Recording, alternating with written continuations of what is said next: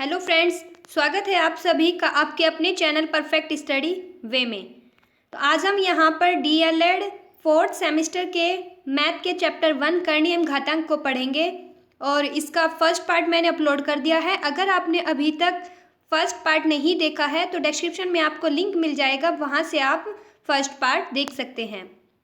तो पहले पार्ट में हमने जो फर्स्ट पार्ट था इसका उसमें हमने करने की परिभाषा अच्छे से पढ़ ली थी। और फिर से मैं आपको एक बात बता देना चाहती हूँ कि जो करनी चिन्ह है वो हम इस तरीके से लिखते हैं जिस तरीके से मैंने यहाँ पर बताया हुआ है। और जो x होता है यहाँ पर उसको हम आधार कहते हैं और जो करनी चिन्ह के बाहर n होता है n को हम घातांक कहते हैं। तो ये आपको याद रखना है। अगर इस तरीके से लिखा हुआ है x और करनी चिन्ह के बाहर यहाँ पर n लिख दिया गया है तो x को हम कहेंगे आधार और n को हम कहेंगे घातांक। तो चलिए आगे का हम पढ़ते हैं। तो हमने यहाँ तक पढ़ लिया था कि किसे हम करणीय कहते हैं और किसे हम करणीय नहीं कहते हैं। आज हम यहाँ पर करणियों के नियम को पढ़ेंगे।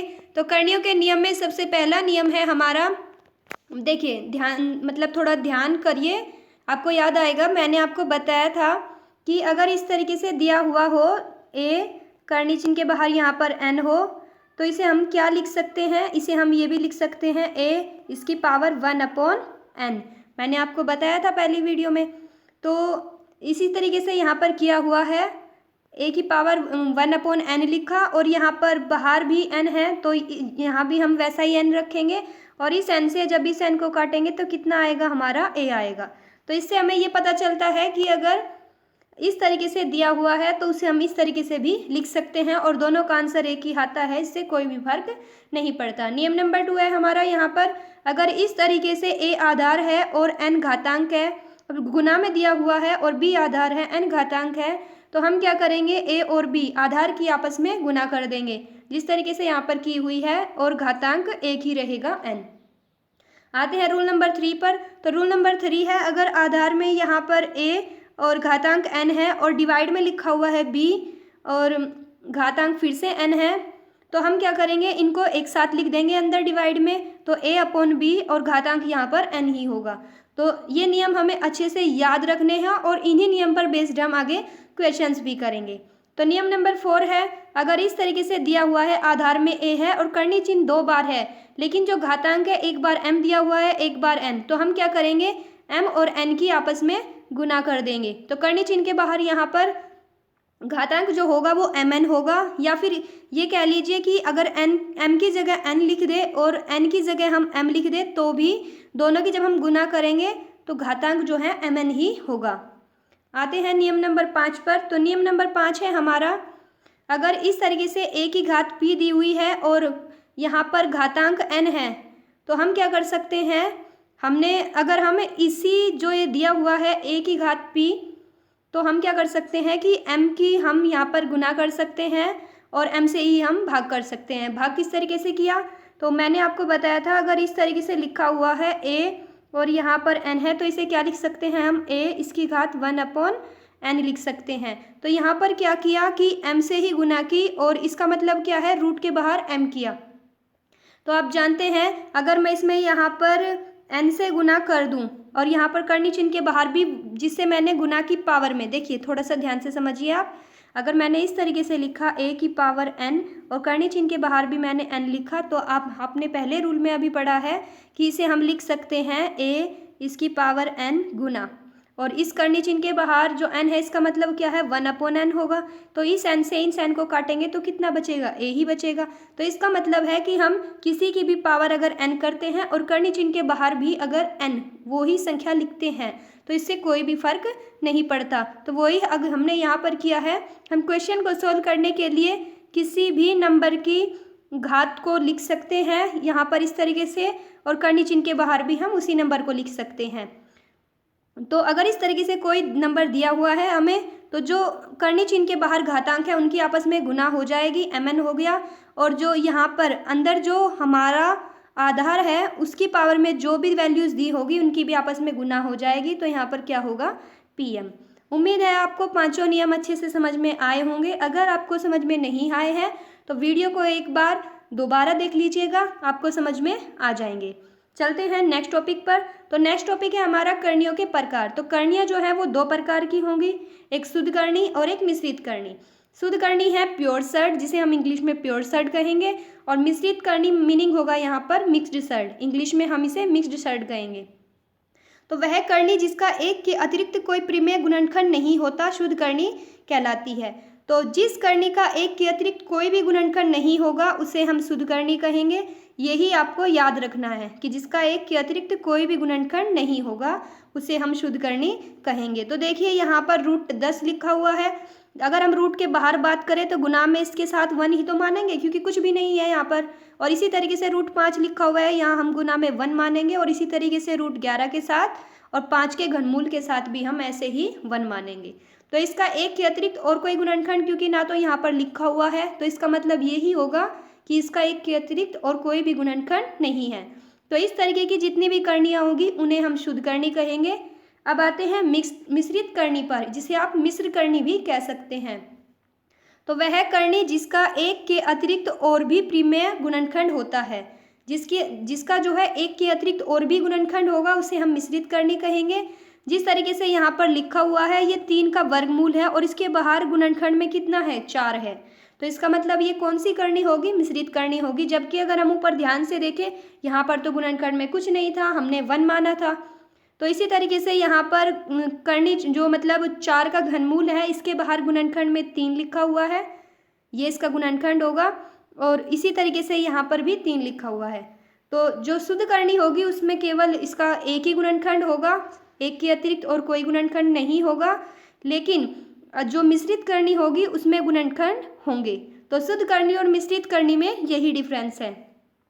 अब इन पर बेस्ड हम कुछ क्वेश्चंस करते हैं। इस तरीके से आपके एग्जाम में क्वेश्चंस आते हैं जिस तरीके से मैंने यहाँ पर कराया हुआ है। तो ये होगा, यहाँ पर आधार में 10 है और घातांक है 4, यहाँ आधार 6 है, घातांक है 3 और ये रूट 3। इसे हमें अवरोही क्रम में लिखना है। अवरोही क्रम मतलब घटता हुआ क्रम। पहले आपको इन तीनों में से देखना है बड़ा कौन सा है। तो सबसे पहले आपको बड़ा लिखना है, उसके बाद छोटा, फिर सबसे छोटा। तो हम क्या करेंगे, जो यहाँ पर घातांक है सबसे पहले हम इन सभी घातांक का एलसीएम ले लेंगे। तो देखिए मैंने आपको बताया था कि अगर रूट 3 है इस तरीके से तो बाहर यहाँ पर भले ही कुछ ना लिखा हो, लेकिन घातांक जो है हम हर बार 2 ही मानेंगे, क्योंकि ये रूट 3 है और इसका मतलब यही होता है कि यहाँ पर हमारा घातांक 2 है, भले ही लिखा हुआ ना हो। तो हम 4, 3 और 2 का लसाअ लेंगे। तो लसाअ हमने किस तरीके से लिया वो मैंने यहाँ पर बताया हुआ है। आपको भली भांति लसाअ लेना आता होगा, लेकिन फिर भी आपकी जानकारी के लिए मैं एक बार बताना ज़रूरी समझ रही हूँ।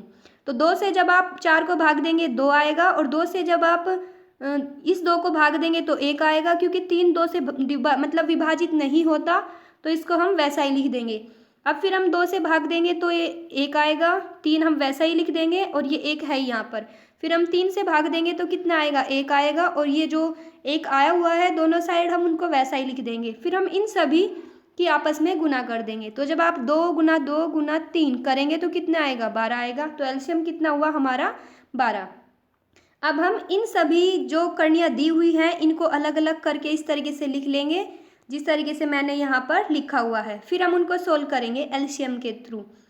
तो हम इसे किस तरीके से लिख सकते हैं, मैंने आपको बताया था, अगर इस तरीके से रूट के अंदर हो आधार को हम 10, यहाँ पर क्या लिख देंगे, 4 का मतलब क्या है, यहाँ पर इस तरीके से जो 4 दिया हुआ है इसका मतलब है 1/4। तो हमने यहाँ पर लिख दिया 10 की घात 1/4, और हम जब इस 4 से 12 को भाग देंगे कितना आएगा, 3, और जब हम उस 3 के ऊपर वाले 1 में गुना करेंगे तो कितना आएगा यहाँ पर 3, 3 एकम 3, और 12 ऐसा ही रहेगा एलसीएम में।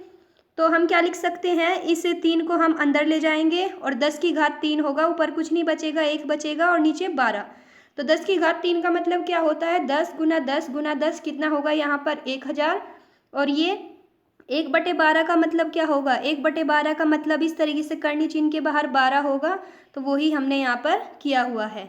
अब आते हैं अपनी नेक्स्ट करनी पर। तो नेक्स्ट करनी में यहाँ पर है 6 और 6 का घनमूल दिया हुआ है, तो इसे हम पहले लिख देंगे 6 की घात 1/3, क्योंकि इस तरीके से जो 3 लिखा हुआ है इसका मतलब यही तो होगा 1/3। तो हमने यहाँ पर लिख दिया 6 की घात 1/3, और जब हम इस 3 से 12 को भाग देंगे तो कितना आएगा, 4, और उस 4 की 1 में गुना करेंगे तो कितना आएगा, 4। तो 3 से 12 को भाग दिया 4 और 4 एकम 4। एलसीएम में हमने 12 ही लिखा और इस 4 को हम ऊपर की तरह जैसे हमने ऊपर सोल्व किया 6 की घात 4 कर देंगे अंदर और ऊपर कुछ नहीं बचेगा 4 के यहाँ पर, क्योंकि 4 जब हमने घात में अंदर लिख लिया ऊपर 1 बचा तो 1/12 हो गया। और 6 की घात 4 का मतलब आप 6 की 4 बार गुना करेंगे, 6 गुना 6 गुना 6, तो यहाँ पर हमारा 1296 आ जाएगा। और मैंने अभी ऊपर बताया था 1/12 को आप क्या लिखेंगे, करनी चिन्ह के बाहर 12 लिख देंगे, घातांक 12 होगा यहाँ पर। अब इसी तरीके से हम इसे सोल्व कर लेंगे। तो 3 को लिख देंगे 3 और ये वर्गमूल के बाहर 2 है तो हम 1/2 लिख लेंगे। 2 से 12 को भाग देंगे तो 6, 6 एकम 6 हो गया, यहाँ पर एलसीएम 12 ही है। और इसी तरीके से हम फिर से 3 की घात 6 लिख लेंगे, घात को अंदर लिख लिया और 1/12 यहाँ पर बचा। तो हम जब 3 की 6 बार गुना करेंगे, 3 गुना 3 गुना 3 करके हम जब 6 बार इसकी गुना करेंगे तो 729 आएगा और करनी चिन्ह के बाहर यहाँ पर घातांक कितना होगा, 12। तो अब हम चेक करेंगे कि इनमें जो है सबसे बड़ा कौन सा है। तो सबसे बड़ा हमारा सबसे पहले है 1296 और फिर है 1000 और सबसे बाद में हमने नीचे किया अभी 729। तो 1296 की जो करनी थी यहाँ पर वो थी 6 का घनमूल और फिर हम 1000 की करनी जो है 10 का चतुर्थवा मूल, ये लिखेंगे। हमने यहाँ पर लिखा 6 का घनमूल, 10 का चतुर्थ मूल और सबसे लास्ट में हमने क्या लिखा, 3 का वर्गमूल।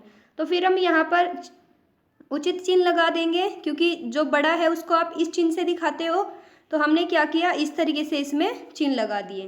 तो ये ही हमारा अवरोही क्रम होगा। आते हैं नेक्स्ट क्वेश्चन पर। आपको इसमें बताना है कि इनमें सबसे बड़ी संख्या बताओ। तो देखिए वो जो मैंने ऊपर करा है वो थोड़ा लॉन्ग मेथड है, आपको इस तरीके से भले ही आप कर ले लेकिन आपको इस तरीके से एग्जाम में इतना टाइम होता नहीं है, तो इस तरीके से नहीं करना है। ये मैंने यहाँ पर शॉर्ट में बताया है, तो आप इस तरीके से भी उसको कर सकते हैं इजी मेथड से। तो सबसे पहले आप जानते हैं कि हम क्या करते हैं, जो घातांक है उन सब का एलसीएम लेते हैं। तो जब हम 2, 4, 5 और 10 का एलसीएम लेंगे कितना होगा, 20 होगा। किस तरीके से एलसीएम लिया हुआ है वो मैंने आपको यहाँ पर बताया हुआ है, आप चाहे तो इसे देख सकते हैं। तो हम फिर इन सभी करणियों को अलग अलग लिख लेंगे और जब आप करनी चिन्ह के बाहर जो 2 लिखा हुआ है घातांक, जब आप 2 से 20 को भाग देंगे 10 आएगा और उस 10 को हम अंदर लिख लेंगे। तो 8 की घात 10 हो गया। फिर 4 से हमने 20 को भाग दिया तो 4 को 20 से भाग देंगे 5 आएगा और हम इसे घातांक में लिख लेंगे 5। 5 से जब आप 20 को भाग देंगे तो 4 आएगा, 4 को हमने यहाँ पर लिख लिया 16 की घात 4।